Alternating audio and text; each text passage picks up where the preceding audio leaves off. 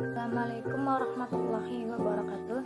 Perkenalkan, saya Riris Novianti Simanjuntak, NIM 203141, perwakilan dari kelompok 4. Baiklah, adapun materi yang kami bahas mengenai jenis-jenis terapi anak autis. Materi yang pertama yaitu A. Teori ABA.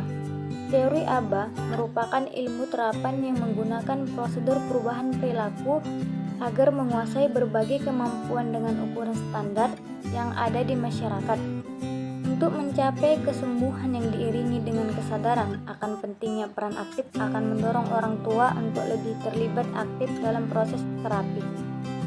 Perilaku imitasi anak autis mendasari perkembangan kemampuan selanjutnya dalam anak mempelajari keterampilan berperilaku. Terapi yang pertama kali diperkenalkan oleh Ivar Lovaas dalam ABA, di mana terapi ini menekankan atau memfokuskan untuk menangani simptom spesifik autis, seperti defisit komunikasi, tidak hanya keterampilan mengurus diri, dan perilaku menstimulasi diri atau merusak diri. Terapi ini menggunakan metode memodifikasi perilaku intensif dengan teknik operan conditioning yang diperkenalkan oleh B.F. Skinner. Operan atau conditioning adalah metode memodifikasi perilaku yang menggunakan reward and punishment, dan inilah yang digunakan dalam memodifikasi perilaku anak autis. Jadi dalam menghilangkan maupun membentuk perilaku anak autis, yakni dengan menerapkan reward and punishment dalam setiap teknik yang digunakan dalam terapi ABA. Tujuan utama dalam terapi ini adalah untuk mengidentifikasi perilaku target sangat spesifik. Tujuan kedua adalah menggunakan reinforcement atau penguatan dan hukuman. Selain mengajarkan keterampilan komunikasi, terapis perilaku menangani anak-anak penderita ASD berfokus pada mengurangi akses melukai diri dan respon mengganggu secara umum, semisal respon yang berlebihan dan tidak tepat, dan membentuk keterampilan baru. Tidak hanya itu, dalam penerapan terapi, hal yang paling pertama ditanamkan adalah kepatuhan dan kontak mata, karena kepatuhan sangat penting untuk melihat anak melakukan apa yang diterapkan atau metode yang diterapkan oleh terapis agar anak bisa. Materi selanjutnya yaitu B. Terapi bicara. Menurut Sarjono, terapi bicara adalah usaha perbaikan bicara dengan jalan memberikan kebiasaan latihan yang baik. Fungsi dari terapi bicara yaitu membantu anak-anak mempunyai hambatan dalam bicara supaya mampu berbicara dengan baik. Selain itu, agar anak mampu memiliki dasar ucapan yang benar dan membentuk bunyi bahasa, vokal dan konsonan dengan benar.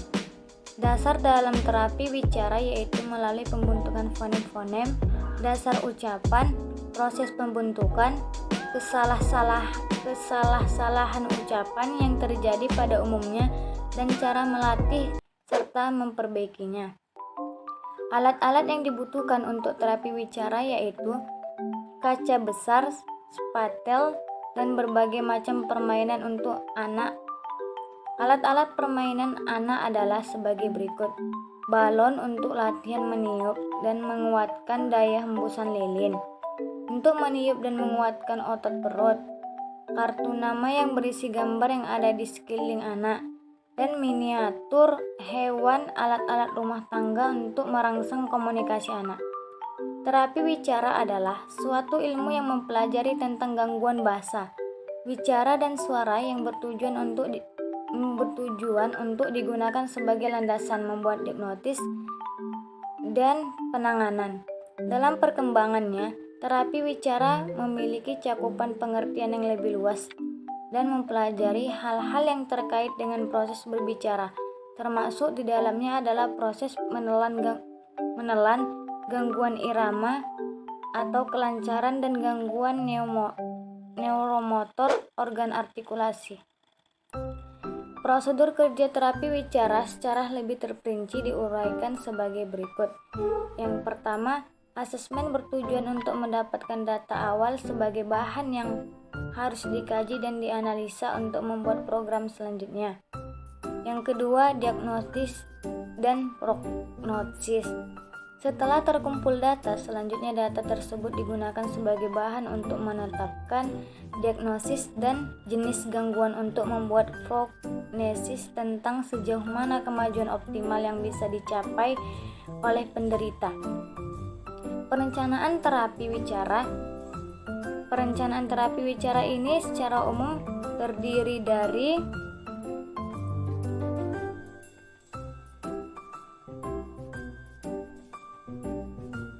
Assalamualaikum warahmatullahi wabarakatuh.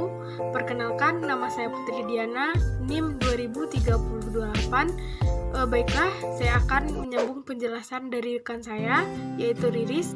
Jenis terapi anak autis yang ketiga adalah terapi okupasi. Terapi okupasi adalah suatu upaya terapi yang melibatkan penggunaan aktivitas terapeutik dan diterapkan kepada pasien dengan gangguan fisik maupun mental dengan tujuan meningkatkan kemandirian, mencegah kecacatan baru, serta meningkatkan taraf kesehatan. Terapi okupasi juga membantu individu yang mengalami gangguan dalam fungsi motorik, sensorik, kognitif, dan juga gangguan fungsional.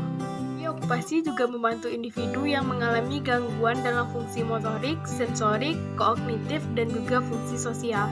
Jenis aktivitas dalam terapi okupasi yaitu latihan gerak badan, olahraga, permainan, menjahit, kerajinan tangan, kesehatan kebersihan, dan juga kerapian pribadi, pekerjaan sehari-hari, pekerjaan prefaksional, seni, rekreasi, dan diskusi.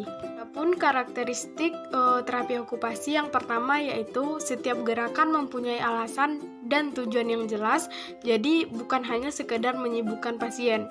Yang kedua, mempunyai arti tertentu bagi pasien, artinya dikenal oleh atau ada hubungannya dengan pasien.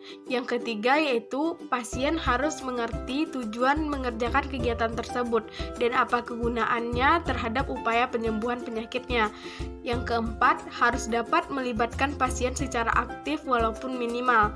Yang kelima, dapat mencegah lebih beratnya kecacatan atau kondisi pasien, bahkan harus dapat meningkatkan atau setidak-tidaknya memelihara kondisinya. 6. Harus dapat memberi dorongan agar si pasien mampu berlatih lebih giat sehingga dapat mandiri. Yang ketujuh, harus sesuai dengan minat atau setidaknya tidak dibenci olehnya. Dan yang terakhir, harus dapat dimodifikasi untuk tujuan peningkatan atau penyesuaian dengan kemampuannya. Nah, kita masuk ke jenis terapi yang keempat yaitu terapi bermain. Pada anak penyandang autisme memerlukan batasan-batasan yang lebih spesifik, disesuaikan dengan karakteristik penyandang autisme tersebut. Pada anak penyandang autis, terapi bermain dapat dilakukan untuk membantu pengembangan keterampilan sosial, menumbuhkan kesadaran akan keberadaan orang lain dan lingkungan sosialnya, pengembangan keterampilan bicara, mengurangi perilaku stereotip, dan mengendalikan agresifnya.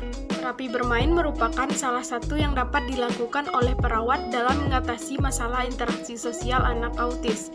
Dengan bermain, anak akan mengembangkan dan memperluas sosialisasinya, belajar untuk mengatasi persoalan yang timbul, mengenal nilai-nilai moral dan etika.